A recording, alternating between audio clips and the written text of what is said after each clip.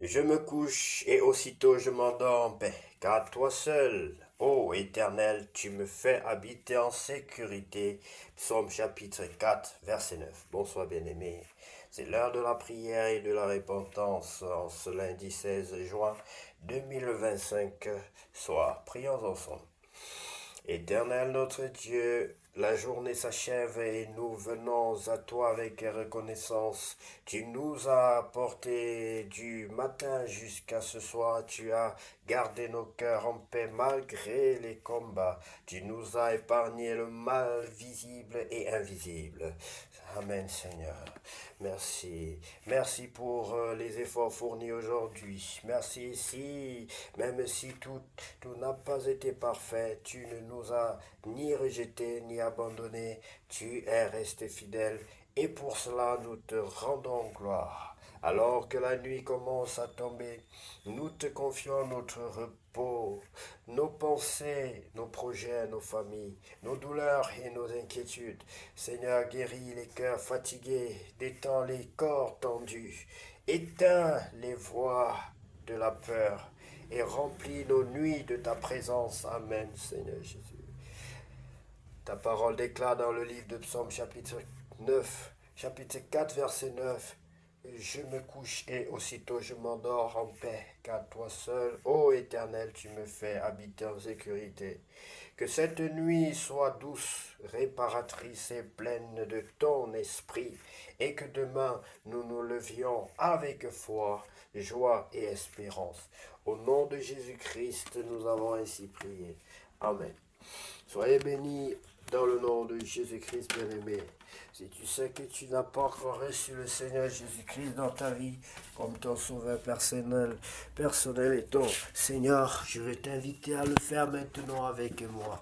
Tu vas prendre la position qui honore ton Dieu et nous allons prier ensemble. Tu vas répéter cette prière après moi. Seigneur Jésus-Christ, Seigneur Jésus-Christ, je reconnais que je suis un pécheur. Je reconnais que je suis un pécheur. Je t'invite dans ma vie comme mon sauveur personnel et mon Seigneur. Je t'invite dans ma vie comme mon sauveur personnel et mon Seigneur. Lave-moi par le sang de l'agneau. Purifie-moi, Seigneur. Pardonne-moi mes péchés. Ôte mon péché. Lave-moi par le sang de l'agneau. Baptise-moi et remplis-moi de ton Esprit Saint. Baptise-moi et remplis-moi de ton Esprit Saint, Père Saint. Je t'en supplie. Au nom de Jésus-Christ de Nazareth, j'ai ainsi prié. Amen. Bonsoir bien-aimé, que Dieu vous bénisse. Sois félicité, sois béni, toi qui as demandé pardon à ton Père, toi qui t'es repenti ce soir, bien-aimé, qui t'es repenti devant ton Dieu. Que le Seigneur te bénisse et t'exauce et que la gloire de l'Éternel soit avec toi. Demeure dans la parole de Dieu, bien-aimé. Il faut que tu aies une Bible si tu dois t'en acheter une. Si tu n'en as pas ou encore, tu dois télécharger cette application que j'utilise, qui est une bonne application. Que Dieu te bénisse. Je vais te montrer l'application. Regarde bien. C'est cette application, la Bible, celle-ci. Voilà. Donc, tu vas la télécharger sur Play Store pour lire la parole de Dieu nuit et jour, afin d'être béni. Bien-aimés, lisons ensemble la parole de Dieu dans le livre de Juges, chapitre 11. Jephthé, juge en Israël.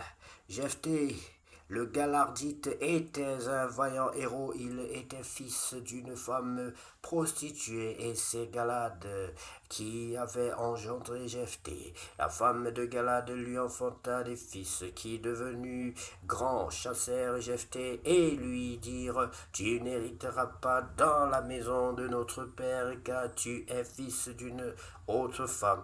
Et Jephthé s'enfuit loin de ses frères et il habita dans le pays de Tob. Des gens de rien se rassemblèrent auprès de Jephthé et ils faisaient avec lui des coups de main.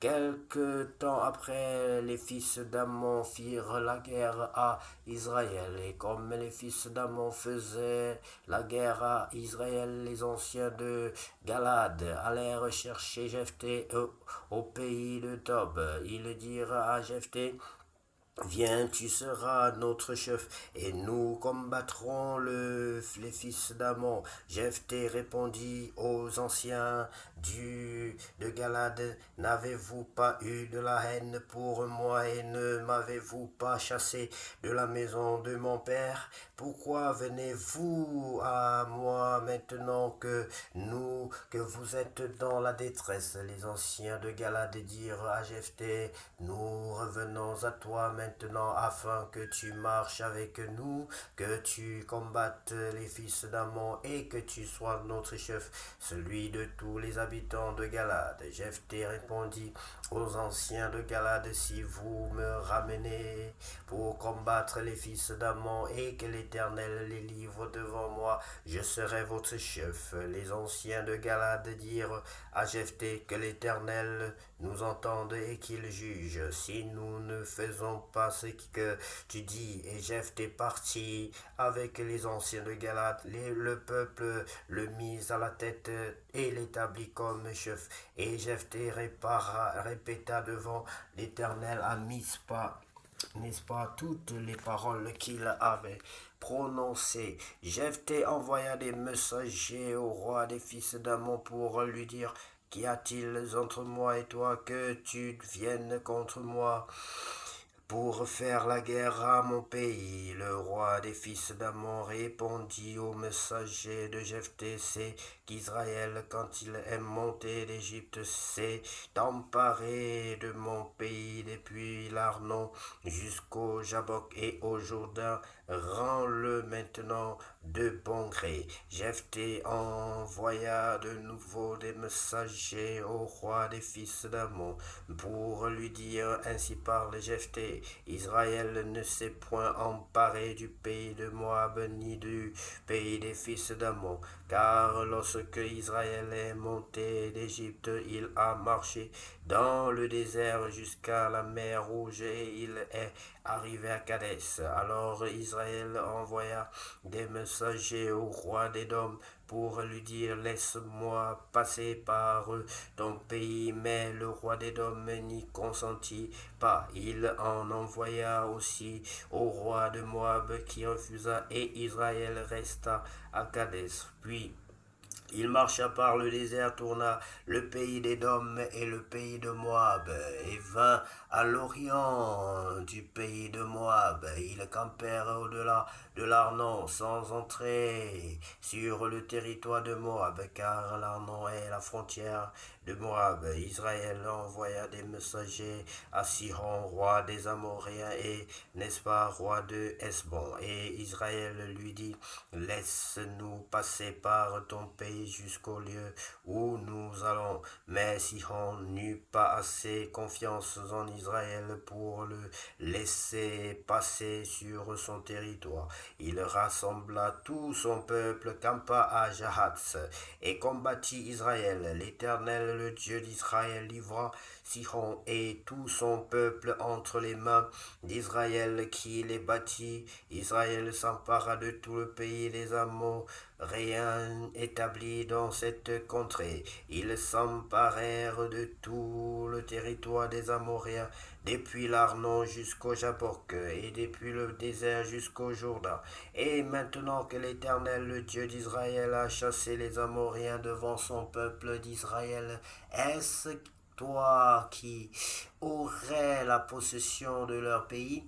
Ce que ton Dieu Kemosh te donne à posséder, ne le posséderais-tu pas? Et tout ce que l'Éternel notre Dieu a mis en notre possession devant nous ne le posséderions pas? Vaux-tu donc mieux que Balak, fils de Tippor, roi de Moab?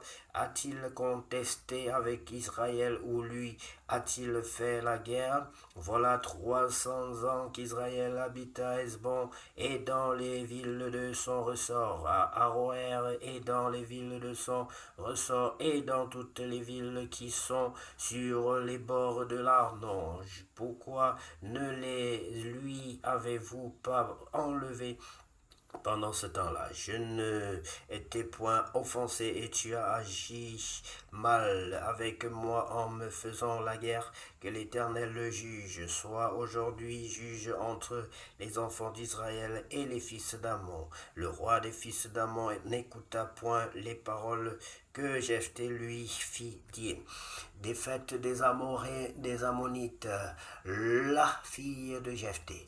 L'esprit de l'Éternel fut sur Jephthé. Il traversa Galade et Manassé. Il passa à Mitzpé de Galade et de Mitzpé de Galade. Il marcha contre les fils d'Ammon. Jephthé fit un vœu à l'Éternel et dit, si tu livres entre mes mains les fils d'Ammon, quiconque sortira des portes de ma maison au-devant de moi, à mon heureux retour de chez les fils d'Ammon sera consacré à l'Éternel et je l'offrirai en holocauste.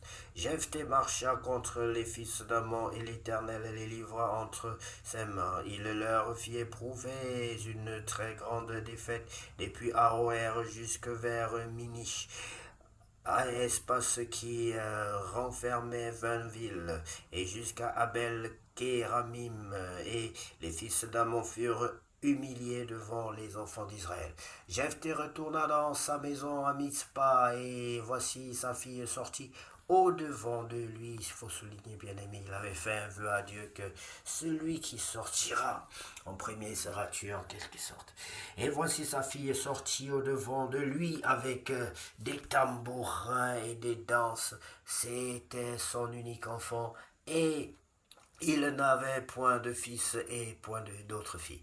Dès qu'il la vit, il déchira ses vêtements et dit, ah ma fille, tu me jettes dans l'abattement, tu es au nombre de ceux qui me troublent. J'ai fait un vœu à l'Éternel et je ne puis le révoquer. Elle lui dit, mon père, si tu as fait un vœu à l'Éternel, traite-moi selon ce qui est sorti de ta bouche. Maintenant que l'Éternel t'a vengé de tes ennemis, des fils d'Ammon, et elle dit à son père, que ceci me soit accordé, laisse-moi libre pendant 2 mois, je m'en irai, j'irai dans les montagnes et je pleurerai ma virginité avec mes compagnes.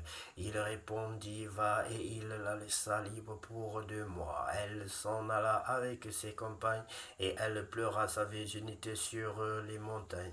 Au bout des 2 mois, elle revint vers son père et il accomplit sur elle le vœu qu'il avait fait. Elle n'avait point connu d'homme. Dès lors s'établit en Israël la coutume que tous les ans les filles d'Israël s'en vont célébrer la fille de Jephthé, le Galardite, 4 jours par année. C'était une fille qui craignait Dieu et qui respectait son père. C'est déjà ce que nous pouvons souligner, bien-aimés, comme exemple à suivre. Et tu dois te poser la question en tant que fille. Est-ce que tu as gardé ta virginité? Est-ce que tu crains Dieu? Est-ce que tu respectes ton père? Bien-aimé, c'est des exemples à suivre. Lorsqu'on fait un vœu à Dieu, bien-aimé, évitons les vœux insensés. Il faut réfléchir de par 2 fois. Ne prenons pas des engagements tant que nous ne pouvons pas les assumer. Il faut réfléchir. C'est tant d'exemples. Il y a beaucoup d'autres exemples à suivre et des exemples à ne pas suivre, bien-aimé. Il faut suivre l'Esprit de Dieu, demander à l'Esprit de Dieu de vous aider, de vous guider. Demandez à l'Esprit de Dieu de vous parler, bien-aimé. C'est pas anodin. C'est pas pour rien que Jésus a dit que je vous enverrai mon esprit. Parce qu'il savait que son esprit étant sur terre était plus que lui. Car lui, il n'était qu'à un endroit au même moment. Il ne pouvait pas être à l'est, à l'ouest, au nord, au sud en même temps. Mais son Esprit Saint a cette capacité-là d'être omniprésent, omnipotent, omniscient. Il est partout et en tout. Il est dans tout. Il est dans nos vies, dans nos esprits, dans nos mémoires. Il est avec nous, sur nous. Et il nous accompagnera tous les jours, jusqu'à la fin du monde, comme le Seigneur l'a si bien dit.